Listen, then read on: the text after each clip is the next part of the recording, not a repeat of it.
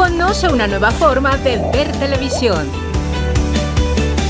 wowmx.tv.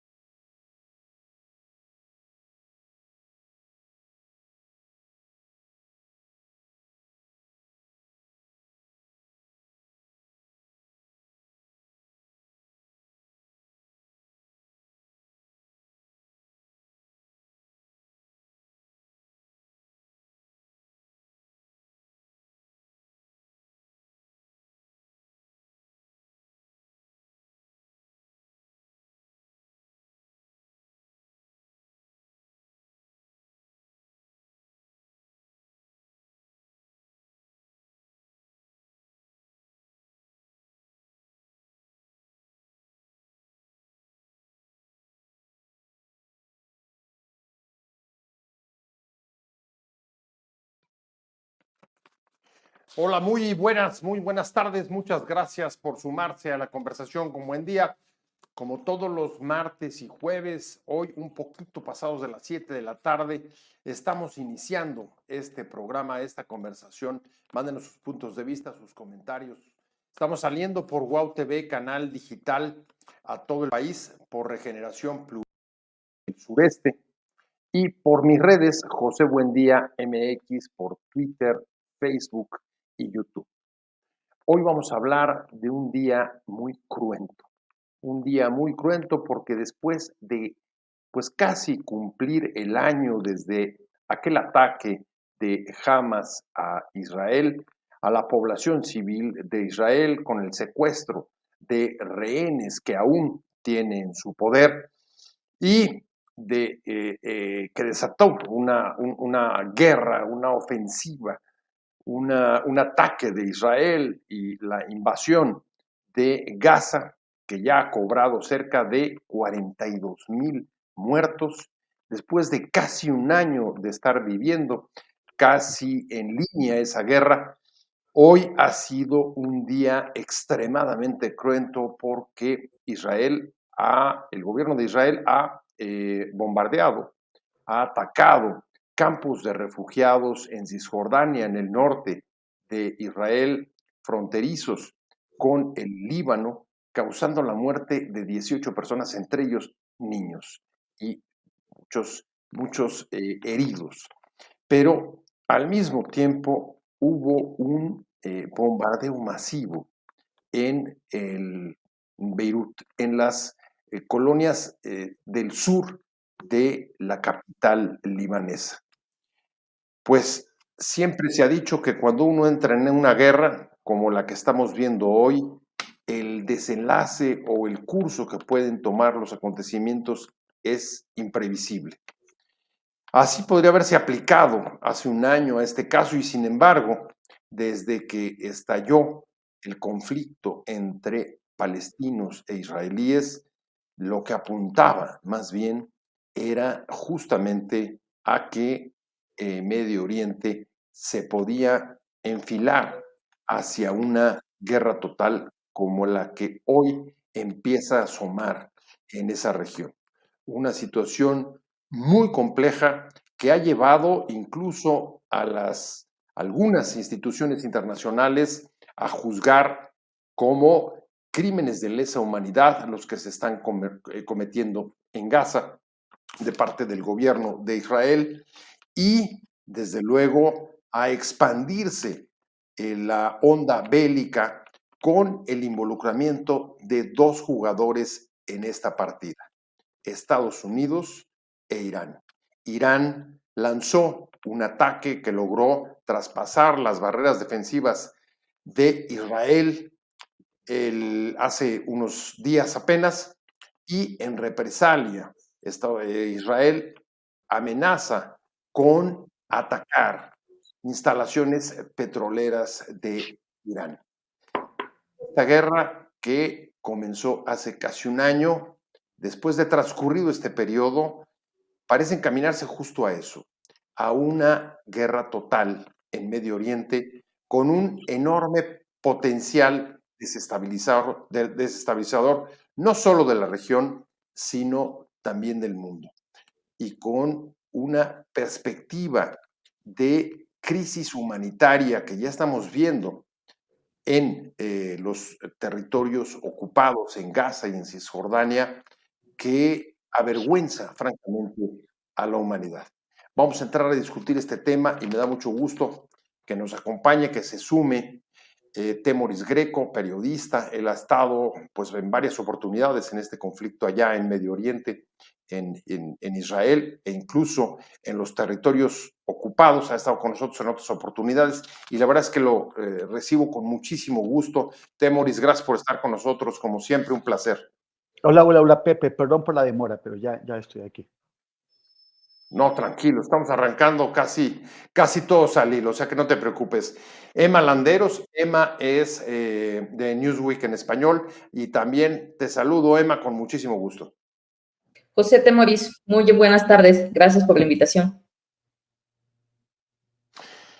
Déjame empezar con Temoris, Emma, si no tienes inconveniente, sobre todo porque trae mucho del pulso del desarrollo de esa guerra que le ha tocado vivir, incluso in situ, en varias oportunidades. Por lo menos creo que 2 has estado ahí viviendo y reporteando directamente desde el lugar de los hechos. A ver, hace un año, Temoris, yo sé que 6 veces. No, sí. Bueno, hace un año, cuando comenzó este conflicto, cuando comenzó el ataque, primero de Hamas, pero luego la invasión de Israel del territorio ocupado de Gaza, ¿tú te imaginaste que el conflicto podía salir de control como parece estar sucediendo hoy?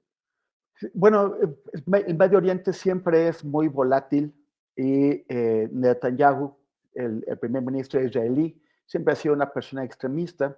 Además, sabíamos que el gabinete que ahora acompaña a Netanyahu tiene unos aliados de coalición que son particularmente extremistas, son básicamente nazis israelíes. Nunca Israel había tenido un gobierno tan extremista como ahora, pero aún así... Una coalición religiosa. Sí, pero los religiosos, los ultraortodoxos en realidad ellos están contentos con que les respeten sus privilegios, con que les den becas. No son tanto ellos, son Bezalel Smotrich y Itamar Ben-Gvir, que son líderes de grupos de colonos de esos asentamientos ilegales que tienen en Cisjordania y que son de lo más extremista que hay allá. Y ellos son los que empujan al gobierno. Si ellos, o uno solo de ellos, decide no apoyar al gobierno de Netanyahu, este gobierno cae y tendrían que ir a elecciones, y Netanyahu, que tiene 3 procesos judiciales en su contra por diversos cargos de fraude, podría caer en prisión. Entonces él no va a permitir que ellos se vayan, y ellos, por lo tanto, le imponen condiciones a ese señor cuya primera interés es preservar su poder, no caer en prisión e ir hacia adelante a ver hasta dónde llega.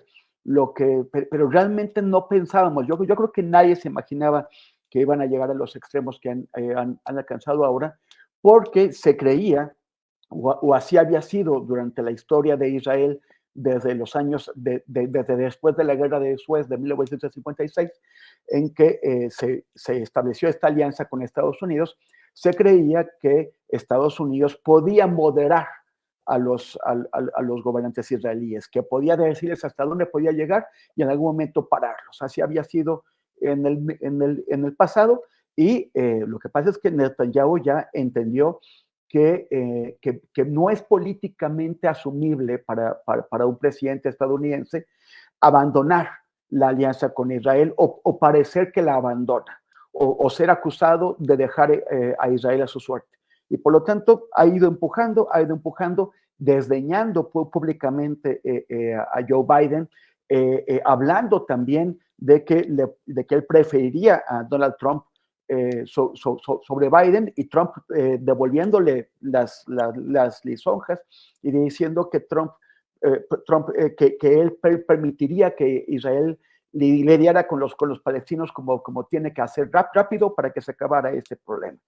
Entonces, Estados Unidos, ni Gran Bretaña, ni Francia, ni Alemania, ni Italia han realmente hecho válidas las advertencias que le han hecho a Netanyahu de que debe parar en algún momento, de que deben avanzar hacia una salida, y por lo tanto Netanyahu ha ido, lo que quiere provocar es una guerra, pero ya no con Líbano, sino con Irán. Una guerra que no pelearía Israel. O sea, si Irán entra en esto de una forma más contundente que como lo hizo, porque efectivamente un número de sus cohetes logró traspasar las defensas, pero si nos fijamos, no hubo más que un muerto. El muerto fue un palestino que andaba caminando en el sitio equivocado y le cayó un poco de lo que los interceptores habían tumbado en el cielo, y tuvo muy mala suerte. Estos misiles fueron muy bien dirigidos por Irán hacia ciertas bases militares israelíes que Israel evidentemente evacuó. Entonces no tuvieron bajas, o sea, fue muy espectacular, pero no tuvieron en realidad bajas, no hay un solo israelí herido. Y esto es porque Irán quiso calcular que esto no provocara o no le diera a Netanyahu el pretexto para volver a responder con mayor fuerza y entrar en una espiral de guerra. Biden ha dicho que no va a acompañar a Israel, que no va a apoyar a Israel en una respuesta contra Irán, pero ya Biden cuántas veces ha dicho que no va a apoyar a Israel y terminan haciéndolo. Esta guerra, este genocidio, estas agresiones contra Líbano y contra Irán no podrían ocurrir si no tuviera Israel el respaldo económico, armamentístico, político y diplomático de Washington y de sus aliados. A ver, ahí está clarísimo una cosa. La expansión del conflicto no se entendería sin Estados Unidos y sin Irán en la ecuación. Como dice Temoris, Emma, cada vez que tratan de buscar los gobiernos occidentales, la OTAN y Estados Unidos, la contención de Israel, incluso altos al fuego, pues parece que es una invitación a seguir atacando. No solamente los han desdeñado, no solamente no les hacen caso, sino que reafirman, digamos, sus propias decisiones con hechos y con ataques brutales. Y ahí un poco la pregunta es, decía Temoris, el gobierno de Israel quiere provocar una guerra. Las razones internas más o menos nos quedan claras. El tema de los cargos que hay de Netanyahu, en caso de que tuviera que afrontarlos, iría a presión. La coalición de extremista radical que lo acompaña en el gobierno y que está interesada en limpiar, déjame usar esa palabra tan fuerte, limpiar el territorio de tanto de Hezbollah como de Hamas. Pero lo que me pregunto, Emma, es esta provocación, ¿tú crees que esté en el tablero también de la elección norteamericana? Es decir, si Netanyahu está provocando a Irán con el propósito de que Biden se involucre a un mes de las elecciones, presidente demócrata, en un ataque a Irán o en un respaldo todavía más decidido a la política de Netanyahu en Medio Oriente, y por supuesto eso a quien beneficiaría sería a Donald Trump. Sí. Pues bien, yo estuve viajando por Israel y Gaza reporteando entre 2011 y 2014. En esta ocasión no he estado ahí, sin embargo, por todo lo que he logrado observar y todas las informaciones, incluso muy agradecida como periodista con Temoris por toda esta grandiosa cobertura que ha hecho en estos últimos tiempos en el conflicto entre Hamas e Israel, porque al final los palestinos son los que están pagando, los civiles, tanto niños y mujeres como hombres. Considero que definitivamente en estos momentos Estados Unidos no está ocupado en el conflicto porque creo que se tiene que definir primero quién va a ganar las elecciones el próximo noviembre. Creo que este no es su asunto en estos momentos. Creo que de alguna manera si Trump llega al poder va a apoyar a Israel también. Kamala lo haría porque Israel, tengamos en cuenta, es la parte occidentalizada, ¿no? Es un brazo de Estados Unidos también. Necesitamos verlo así y también limpiar no solamente por lo que se está viendo de Hezbollah y Hamas, creo que está haciendo definitivamente un culturicidio, está limpiando las tierras o Medio y Próximo Oriente de palestinos. Es un absurdo pensar que solamente está combatiendo a los grupos paramilitares o a los que se llaman terroristas. Yo creo que no. Está también combatiendo a los civiles, porque estamos viendo las escuelas bombardeadas, los refugios, en donde se habla absurdamente de que pueden haber combatientes de Hamas o combatientes de Hezbollah en residencias. Si se supone que Israel tiene una gran cantidad de inteligencia a su servicio para observar qué es lo que está sucediendo, dónde están estos terroristas, estos paramilitares, ¿por qué entonces bombardean hospitales bajo este pretexto de que ahí pueden estar combatiendo? Es un absurdo. Pongo un ejemplo un poco más aterrizado a nuestra realidad y pensemos si el gobierno, el que sea en México, dice vamos a bombardear, no sé, Chiapas, porque ahí están los narcotraficantes, por ejemplo, es un absurdo. Esto es lo que está haciendo Israel y esto es lo que está respaldando Estados Unidos a su manera en este momento, porque creo que es más importante ver quién gana, si los demócratas o los republicanos. Pero el mes pasado les vendieron 200 millones de armamento a Israel, entonces no digamos que no los están apoyando del todo. Biden sin duda había dicho de que estaba poniendo una especie de línea roja y deteniéndose para no de alguna manera ayudar a Israel en el combate a Irán. Sin embargo, puede pasar, le pueden dar también un pretexto a Irán para que siga generando armas nucleares. Yo no sé si pueda haber una especie de combate nuclear o que Irán pueda de pronto hacer estallar alguno de estos tipos de armamento, pero considero que Israel podía provocar esto. La ONU, también tenemos que decir tristemente, no está haciendo nada, sobre todo porque la ONU, el mayor poder de la ONU descansa sobre países europeos y Estados Unidos, que al final pues están del lado de Bueno, Israel. Emma incluso ya al secretario general lo declararon persona non grata en Israel. De ese nivel es el poder de Israel de hacer de alguna manera, por llamarlo así, un berrinche porque lo bombardearon, porque le lanzaron misiles. Yo no digo que esto no sea grave, pero al final, ¿quiénes están muriendo? ¿Cuántos refugiados hay en Líbano? Y sobre ellos está yendo Israel. Sobre los refugiados de Palestina, de la Franja de Gaza, de Rafah, de Cisjordania ocupada, sobre ellos están yendo, no están yendo sobre todo Hamas. ¿Cuántos números? Van más de 40,000 muertos en Gaza.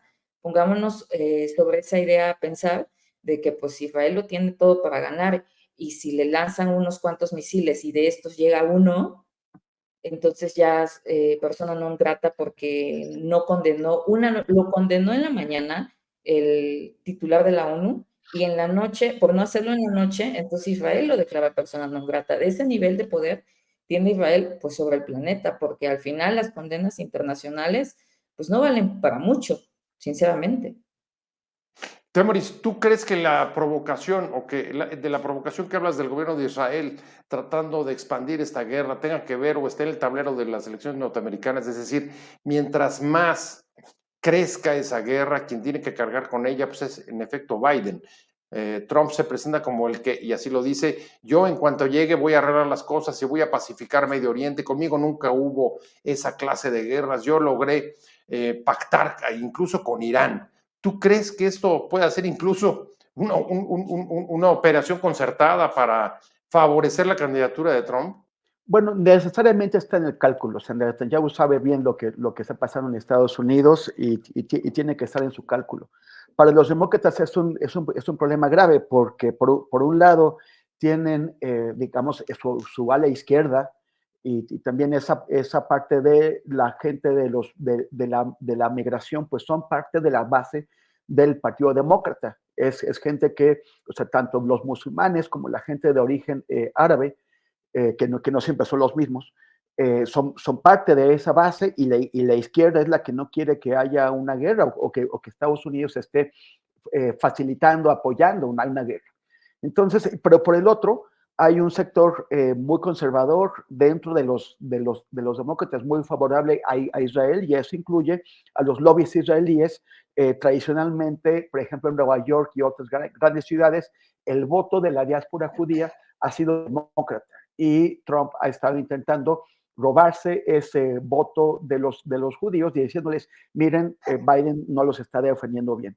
Entonces tienen un problema interno. Ellos dentro de ese problema interno han elegido apoyar a Israel, pero coquetear de pronto con algunas cosas con las bases descontentas de la izquierda y musulmanas y árabes, pero para no perderlas.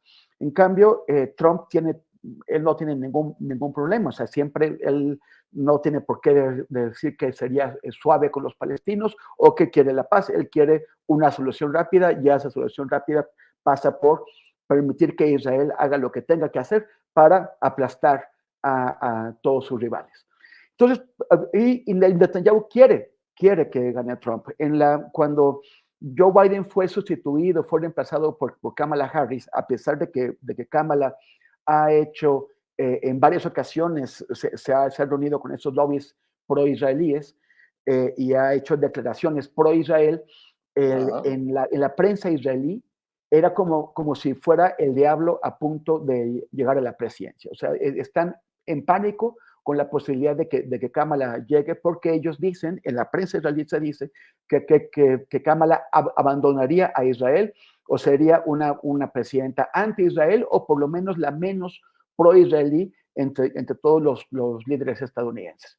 Entonces ellos quieren que gane Trump. Y complicarle la vida a Joe Biden con cosas como estas, pues ayuda, o sea, pone en peligro a quien está en el gobierno, no a quien está en la oposición, que es Donald Trump. Pues sin duda lo están logrando, porque en efecto están complicando el último mes de campaña hacia las presidenciales de noviembre, Temoris, y permiten que Trump siga presentándose como el que sí puede llegar a solucionar el conflicto. Un conflicto muy, muy, muy complejo, porque además, lo decía hace un momento Temoris, fue los dos ataques de Irán a Israel. El primero, pues fue prácticamente no hubo víctimas y fue neutralizado. El segundo me parece que sí entraron muchos más misiles balísticos que la vez pasada, pero en cualquier caso parece que estamos ante una guerra que puede cambiar la forma de hacer guerra en el mundo, y me refiero a la operación esta de los Vipers, de los localizadores personales con dispositivos de explosivos plásticos, Emma, que nos dejó perplejos a todos. O sea, la posibilidad, como ocurrió, de que a través de mecanismos tecnológicos puedan explotar personalmente en tu teléfono, y no solo en tu teléfono, en tu computadora, en el refrigerador, en cualquier cosa que, digamos, esté ligada a cadenas de suministros internacionales, pueda prestarse para esta clase de operaciones. Sí cambia la forma de hacer guerra en el mundo. Estamos ante un nuevo tipo de guerra. ¿Tú qué opinas? Por supuesto que sí, están utilizando, como siempre, la tecnología, el mayor avance. Ya estamos viendo justamente con Israel los drones que ya se manejan a control remoto y que pueden hacer estallar ciudades. Estamos viendo lo de los Vipers, el ataque con los walkie-talkies, que ya más o menos está rastreando la empresa que los envió justamente a los usuarios de Hezbollah, ¿no? Estamos viendo todo tipo de ataques que cada vez más son tecnológicos, están volviendo, porque así en su momento también Hamas lo anunció, los coches bomba, los atentados, los autoatentados también se están viendo, porque se ha manejado también como de alguna manera tal vez Israel también está provocando autoatentados, es lo que analistas internacionales también han pensado en esa posibilidad. Estamos viendo el regreso de los coches bomba, que de alguna manera ahorita no han causado tanto impacto en Israel, afortunadamente. Sin embargo, estamos viendo nuevamente la posibilidad que vuelvan estas autoinmolaciones por parte de sociedad civil de Israel, sea de Hamas o sea la desesperación de los mismos palestinos ante esta guerra que parece no terminar, y que creo yo que cada vez que estábamos viendo el número de muertos, estábamos enfrentándonos a un escenario donde parecía imparable. Hoy, no sé cómo lo ve Maurice, considero que este número puede llegar incluso a 60, 70 mil muertos, y por ahí va también Líbano con el parteaguas que son los walkie-talkies, los beepers, que a pesar de que era para nada más los terroristas, pues están matando, asesinando a civiles, los misiles cada vez son más sofisticados, y a pesar de que Israel tiene este domo de hierro donde se supone que no es impenetrable, ya están alcanzándolo. Entonces estamos viendo que toda esta tecnología también que viene de los países de Occidente, de Europa, de Estados Unidos, el desarrollo cada vez es mayor, y la tecnología se está usando pues para justamente hechos más mortíferos que lamentablemente terminan con la sociedad civil principalmente. El acceso, Temoris, a las cadenas de suministro internacionales para la elaboración de todos estos aparatos radioeléctricos nos hace vulnerables a todos. Eso es, creo que, lo que estamos viendo en la operación que hizo Israel, que permitió pues prácticamente desarticular a toda la cúpula de Hezbollah en una operación orquestada de manera personal, dirigida exactamente al objetivo individual. Esto, Temoris, cambia el concepto de guerra. Bueno, es que no es exactamente, o sea, sí es personal, pero no lo es, Pepe. O sea, ese es uno de los problemas. Ellos pueden controlar, o sea pueden o intervenir en la fábrica, o efectivamente en la ruta, en el transporte, pero no controlan en manos de quién acaba al final. Y o sea, es que es un arma de destrucción masiva indiscriminada. Estos aparatos los compraba Hezbollah, pero ¿a quién se los iba a dar? No tenían seguridad. Entonces, algunos acabaron en manos de milicianos, de combatientes de Hezbollah, de partes del ala militar, pero Hezbollah tiene tres alas. El ala política, que es un partido político que funciona como tal, que tiene parlamentarios que no están combatiendo, y tiene claro, el ala social, que es muy importante. En un estado disfuncional, prácticamente casi fallido como es Líbano, muchas de las funciones del Estado las lleva a cabo Hezbollah entre la población de chií. Hay también población suní, población cristiana. Esta es la población chií. Y entonces ellos o sea, tienen servicios de salud, servicios de alimentación, de apoyo a madres, o sea, tienen muchísimas actividades. Sí, estructuras de gobierno. Sí, y de servicios sociales. Y estos acabaron también en manos de ellos. O sea, por eso, y luego, ¿a dónde va ese aparato? O sea, va a un mercado, va a una tienda, va a un banco, anda en la calle, está en la sala de una familia. Por eso hubo tantos niños muertos, tantas mujeres, tanta gente que no está vinculada a los ataques. Además, de acuerdo al derecho internacional humanitario, el que tú seas parte de un grupo como Hezbollah no te hace un objetivo legítimo a menos que seas un combatiente. Entonces, este fue, o sea, es gravísimo porque fue indiscriminado. Recordemos que Israel es un gran exportador de armas, exporta armas a todo el mundo. Y esas armas primero las prueba en los palestinos y en sus otros enemigos. O sea, Gaza es un laboratorio de prueba de armamento y también es una vitrina de venta, es una vitrina de exhibición para, o sea, estos aparatos que venden tienen leyendas que dicen barrel proof, o sea, probado en combate. Y con esto lo venden. Pegasus, este sistema de intervención de nuestros teléfonos, que se ha usado muchísimo en México. México ha sido el principal cliente y se ha usado para espiar o para estar siguiendo a periodistas, a activistas y a otro tipo de gente que no tiene que ver con el crimen organizado.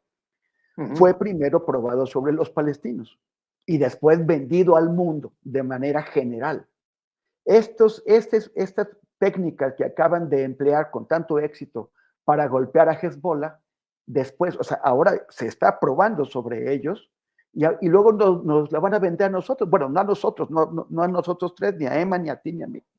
O sea, se la van a vender a gobiernos o a quien lo pueda pagar. Entonces, eso es lo grave, o sea, estamos viendo la anticipación de cosas que después vamos a ver en su cine más cercano pronto. A ver, sí, sin duda. Y eso, Emma, la verdad es que nos hace sentir a todos mucho más vulnerables, porque pues nadie puede prescindir en este momento de muchos de los aparatos radioeléctricos que utilizamos cotidianamente, pero que pueden convertirse, o ya sea como un vehículo de espionaje, como hemos conocido, decía Temoris, con algunas experiencias en México a través de esta cosa del Pegasus, pero también como armas de ataque, armas letales. Y esto, pues una vez que se generaliza, pues nos pone en un contexto muy distinto sobre la forma de agredir, de atacar a un enemigo o a un adversario. Sí, claro, creo que ya estamos muy lejos de aquella guerra que se libraba en las calles, ¿no? En zona de combate. Ahora estamos viendo que desde el otro lado del mundo pueden oprimir un botón y asesinar a cualquiera. Puede ser, claro, paramilitares como Hamas o Hezbollah, pero también pueden ser periodistas. Repito, la tecnología se está usando cada vez más, sobre todo la inteligencia artificial, para muchas cosas, dentro de ellas, pues muy malas, como asesinar, espiar, atacar países. La inteligencia, sobre todo de Israel, es bastante avanzada. Estamos hablando de una inteligencia que ya tenía desde hace mucho tiempo vigilados a combatientes de Hamas, combatientes de Hezbollah. Por eso es que de pronto hay dudas acerca de cómo es que Israel no se enteró de que iba aquel 7 de octubre del año pasado a recibir un ataque si su inteligencia es bastante avanzada. Por eso es que también se siembra la duda de que tal vez, y solo tal vez, Netanyahu ya lo sabía y que era como una especie de pretexto. Oye, acuérdate el testimonio del gobierno egipcio, que dice haberle informado de lo que podía venir y que el gobierno israelí hizo caso omiso, no hizo caso de las advertencias que estaba recibiendo del gobierno egipcio. Ahora, en términos del armamento, está claro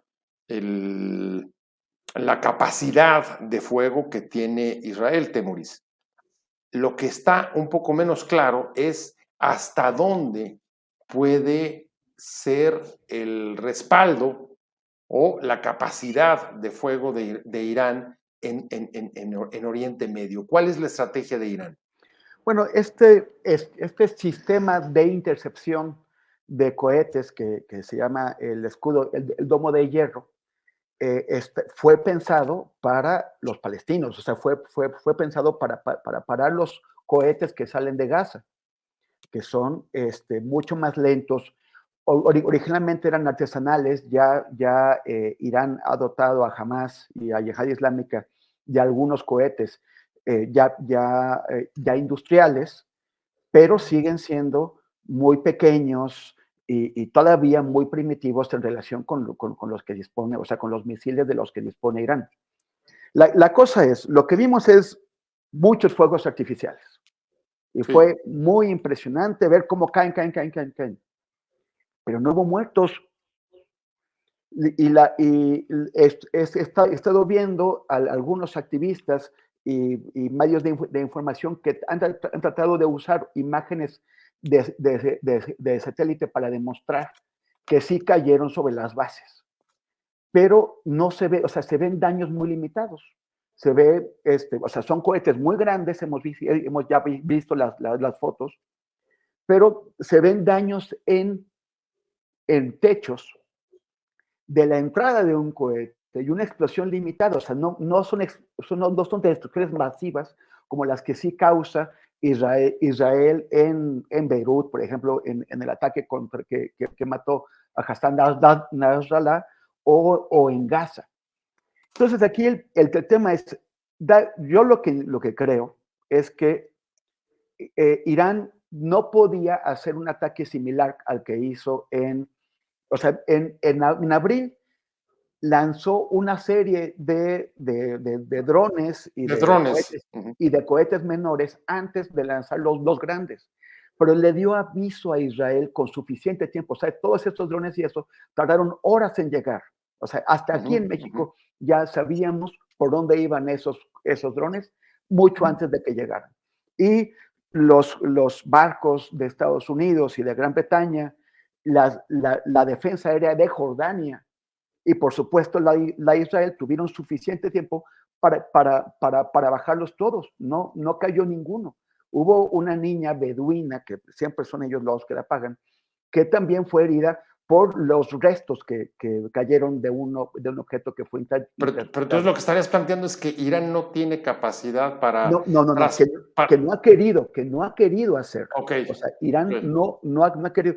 Ahora dieron un paso más adelante, porque estos no son cohetes Katyusha como los de Hamas. No, son misiles balísticos, ¿no? Son misiles balísticos, que hay una discusión sobre si son hipersónicos o no lo son. Pero sí son... Ahí justo te preguntaba Fabián, en una de las preguntas que recibimos. Irán dice que fueron hipersónicos, Israel y Estados Unidos dicen que Irán no tiene esa tecnología. Pero sean o no hipersónicos, lograron pasar muchos de ellos y lograron impactar. El hecho de que no haya muertos significa que Israel se cuidó de evacuar su personal o de esconderlo. Pero también el hecho de que no haya imágenes de grandes daños da la impresión de que estos misiles no venían con cargas explosivas muy grandes. O sea, Irán ha tratado de evitar darle pretextos a Netanyahu para avanzar todavía en su tema de la guerra. Lo que pasa es que Netanyahu está loco y él quiere provocarla sí o sí. Pero lo que le dijo Irán ahora a Israel fue: podemos hacerte muchísimo más daño del que te hemos hecho hasta ahora. Exacto. Israel es un país, o sea, Irán es un país de 80 millones de habitantes, muy grande, muy extenso, y es un país acostumbrado a sufrir los daños de la guerra. Tuvo la guerra, por ejemplo, contra Irak, que Irak tuvo durante 8 años, que Irak tuvo el apoyo de Estados Unidos. Ha tenido olas terroristas muy grandes, tanto de minorías internas como de otros grupos enemigos, como incluso Estado Islámico. Entonces, el pueblo iraní está acostumbrado a soportar dolor. Israel es muchísimo más pequeño y Netanyahu convenció, o sea, parte del trauma del 7 de octubre es que Netanyahu había convencido al pueblo israelí de que la época en que iban a sufrir ya había pasado, de que apartarse de la ruta de la paz de los acuerdos de Oslo no iba a tener consecuencias para el pueblo israelí, porque ya eran tan superiores tecnológicamente y militarmente que no tenían por qué sufrir, más las consecuencias de la prolongación del conflicto. Entonces, resulta que el 7 de octubre les demostraron de mala manera que sí podían sufrir muchísimo, que Netanyahu no los podía proteger. Y ahora lo que está pasando con esto, sobre todo con esas imágenes impresionantes de la caída de todos esos cohetes que no causaron tantos daños, pero sí se vio muy fuerte, es que, o sea, Sí, pero generan temor, sin duda. Generan temor, y además fue dirigido contra bases militares. No, o sea, y también pueden ir contra las ciudades, también pueden traer cargas explosivas grandes. O sea, digamos que Israel no debería ya confiarse tanto en que su escudo su domo de hierro y Estados Unidos pueden protegerlo. Ahora, ¿cuáles serán las consecuencias para Irán? Irán no dispone de armas nucleares. Irán tiene la capacidad para construirlas, pero no las ha querido construir porque también ha sido parte de la doctrina impuesta por el líder supremo Ali Khamenei de amenazar con la posibilidad de hacerlo sin llegar a hacerlo. Pero mientras Irán crea esos sistemas que son complicados, o sea, tiene ya la tecnología, tiene el uranio, pero tampoco es tan fácil como llegar y poner algo ahí. Todavía no tiene esas armas nucleares, según la inteligencia occidental. Pero mientras las construye, ¿cuál va a ser el costo para los iraníes? Israel no va a tirar una bomba nuclear sobre Gaza o sobre el Líbano porque les pega a ellos. Porque sí, es un suicidio. Pero eso es otra cosa con Israel, digo, con Irán. Y Netanyahu y los suyos pues están locos. Ahora, hay una pregunta que nos han estado haciendo, nos está llegando de manera insistente, y es: ¿y hasta cuándo y cómo va a acabar esto? Y pues ahí lo primero que hay que uno piensa es, bueno, ¿se va a acabar si o cuando Israel logre limpiar del terreno a Hamas y a Hezbollah? ¿Tú crees, Emma, eso es posible? Yo creo que no, principalmente porque, reitero, mi idea de que no es que quiera limpiar Palestina y Líbano de Hezbollah y de Hamas, quiere, puntualmente hablando de Palestina, quiere limpiar el territorio de palestinos, de civiles. Estamos viendo, estamos observando que en cada punto de Gaza, de Cisjordania ocupada, todo lo que es Palestina ahorita, cada vez más están penetrando los asentamientos nuevamente. La solución de los dos estados parece cada vez más lejana e incluso pareciera absurda, porque sí, se habla de dos estados, pero ¿cómo se va a reconstruir? ¿Qué va a pasar con los asentamientos de Israel que ya están posicionados y que difícilmente se van a ir? ¿Cómo se construiría ese paso territorialmente hablando? ¿Cómo se quedaría? ¿Se partiría en dos? ¿Dónde estarían los palestinos? Los palestinos que han estado alejados de sus tierras van a volver. Creo que es difícil. No creo que es posible que en algún momento haya una especie de tregua, pero definitivamente Israel no está pensando en limpiar la zona de grupos paramilitares como Hamas y en Líbano Hezbollah. Más bien está haciendo nuevamente estas graves violaciones al derecho internacional, al derecho humano internacional, con el afán, creo yo, dice Temoris, que Netanyahu es un loco. Yo también sumaría que es un racista y que quiere limpiar el territorio palestino de los civiles, que desaparezcan, que ellos por fin puedan tener todo el territorio, o más bien desde el gobierno de Netanyahu, todo el territorio para Israel. Creo que eso lo hemos visto desde décadas atrás, esto está sucediendo, esto no viene desde el ataque del 7 de octubre pasado, esto viene de décadas atrás y cada vez con la tecnología, con la inteligencia artificial, con el apoyo de Estados Unidos, con la inteligencia que cada vez más avanza, se está viendo nuevamente un culturicidio, un asesinato de niños, de mujeres, de hombres que no se han unido y que no tienen relación alguna con Hamas y sin embargo están siendo asesinados, no solamente por las bombas. En los pasos cuando los trabajadores de Palestina pasaban a Israel, se ve el desprecio que le tienen los soldados, esta mentalidad que viene de años generándose por el desprecio, el odio, el asco incluso a las mujeres y a los hombres palestinos, a los niños. ¿Cómo es que de pronto puede morir un niño apuñalado por un soldado israelí en algún paso porque estaba jugando y nadie dice nada?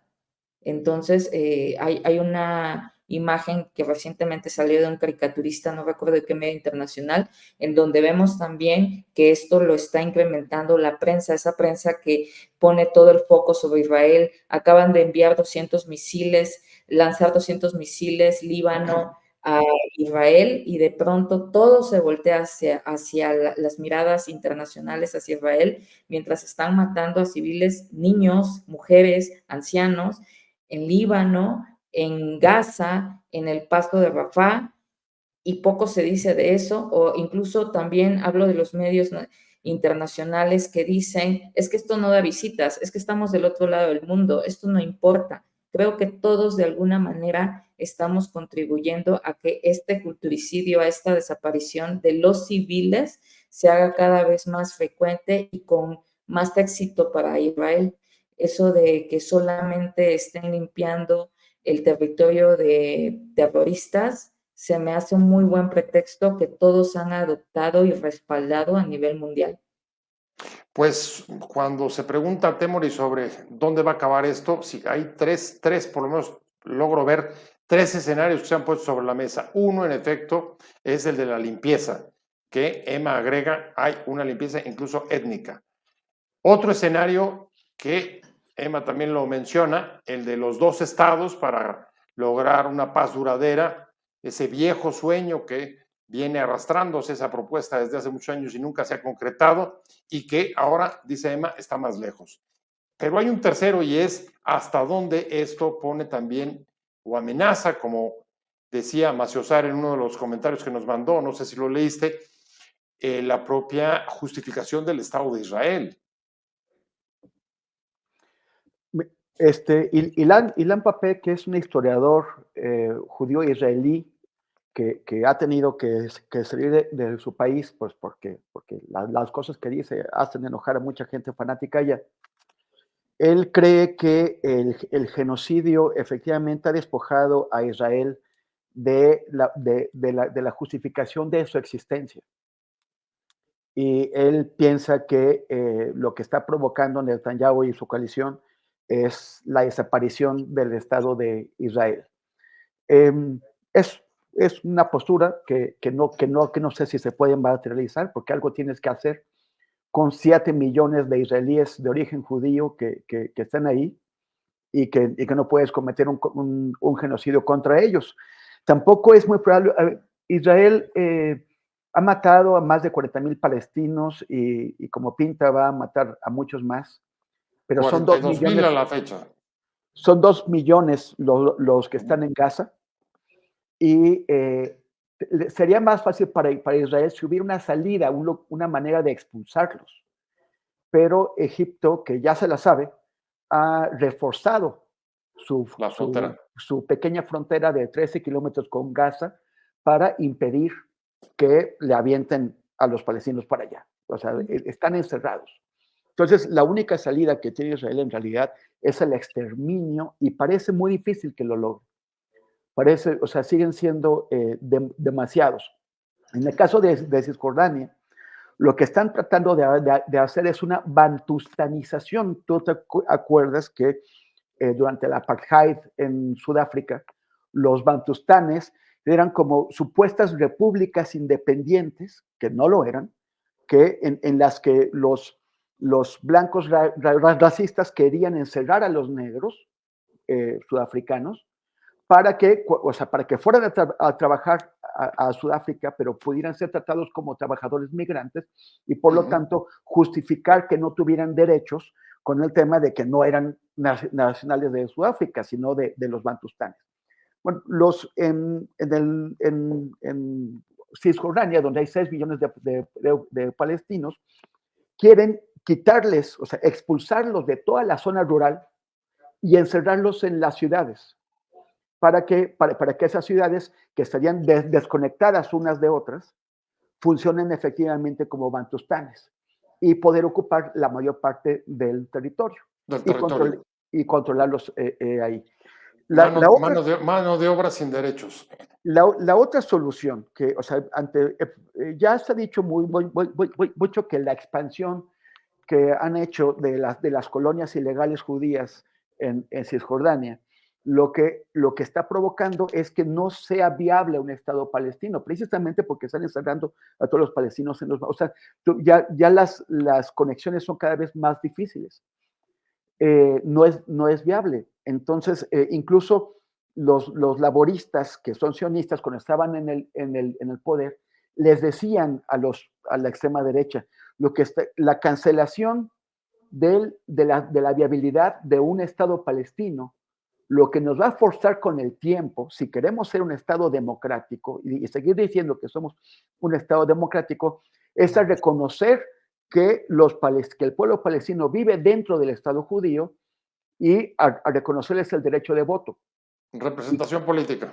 Y como los palestinos crecen más rápidamente que los judíos, pues eventualmente tendrán que aceptar un Estado multiétnico en el que los judíos pues vayan siendo menos y por lo tanto pierden el control de ese Estado.